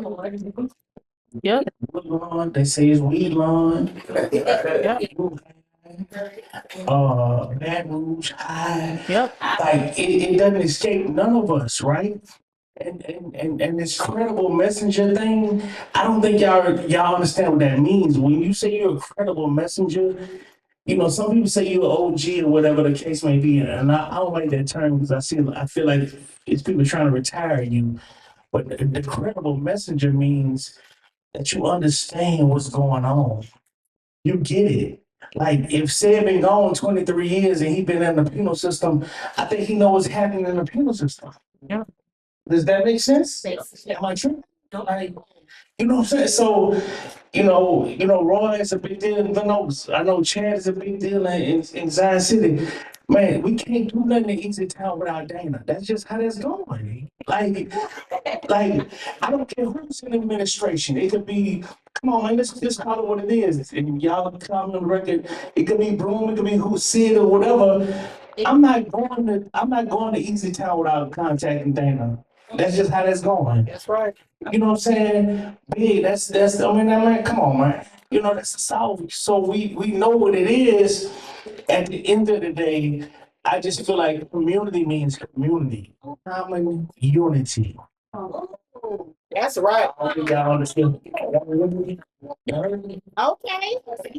Community means common unity. That means everybody on the same page. It don't mean if you've been in the streets or whatever. So if my daughter got crowded and she went to St. Joseph, that means is she not credible? Because it don't mean that. Because some parents ain't grew up in Zion City. Well, no, it don't mean that. If her friend got crowded and she went to St. Joseph, it hurt the same way it feel that your friend feel in Zion City or Scotlandville or whatever, Banks, whatever. Pain is pain, trauma is trauma. All I'm saying is this. This is a community-led situation. We cannot police our way out of this. And big, I know Oneil said this, Chad. Listen. The police, nobody else be working with the people, man. Nobody. And the police got to do their job. They'll talk to Dana because that's their auntie. They'll talk to Chad because they know them. They'll talk to Squeak because he from the O. You know what I'm saying? They talk to Chad because he did 23 years and he a big dog. If they got to get solved, they got to get solved. It don't matter who get the credit. Right. That's what we gotta realize. It don't matter who get the credit. If it's the police, if it's the mayor, if it's whoever. No, if we got lives saved and we got blood that's not being shed, that's what matters. Right. Yes. That's really what matters. So that's all I want to say, man. Like if you see this word, CVI means community violence intervention. Community. Courtney Scott, we appreciate you. Monisha, we appreciate you. Jazz, you not here, we appreciate you. Everybody on that stage, y'all know what it is. I love y'all. You know what it is. It's, we gonna have fun, a good time. I appreciate all y'all. But listen, community means community. Common unity. Man, let's make this work, man. That's all I gotta say, John. All right. Thank you, TJ. Thank you. So, all right, we got like people more stuff. Yeah, I just want all to acknowledge everybody that came out. We appreciate y'all. This work really needed to happen. We needed to enforce it. We really need the funds for it to keep it rolling. And I want y'all to go on y'all Instagram and hashtag Stop the Violence and connect with everybody and keep putting that positive message out there. I also want to recognize Face in the back. That's one of our partners. Josie was trying to acknowledge him early when he walked out. He wanted to be on the street team. He do the same thing we do. Where is he? Branson back there too. Okay. That little street team also. They boots on the ground like us. We all work as a family. And I just want to acknowledge my brothers and them in the work with us. And Eugene Collins back there. Eugene. Yes, we got Eugene back there. And here's Gemini. Happy birthday, Gene. All right, so just a couple of to kind of close us out. First, I want to major shout out to y'all in this room. Shout out to our amazing folks and the folks that are not in here, but also shout out to Pivot for Peace because this was all done by Pivot for Peace. That is literally pivoting for peace to save our young people. Right. And so what I also want to say is like, if you want to come back again and hear this and tell a friend who couldn't make it, we right back here on June 5th. Please show up, bring your people out. And I'm gonna say this because this is a question that's been asked in Baton Rouge, is that we talk a lot about violence prevention and saving our young people, and people act like they don't know the solution. So no, pull up, right? Because these are the folks, these are the strategies, and many others in this room, these are the folks that are doing the work. And so y'all know since the beginning, since we started, I'm corny. So when folks are asking us where the solution's at, and we got them right here, and they still don't want to listen, we say this on 3. 1, 2, 3. Make it make sense. It's not. With that, we appreciate you guys. Thank y'all for coming out.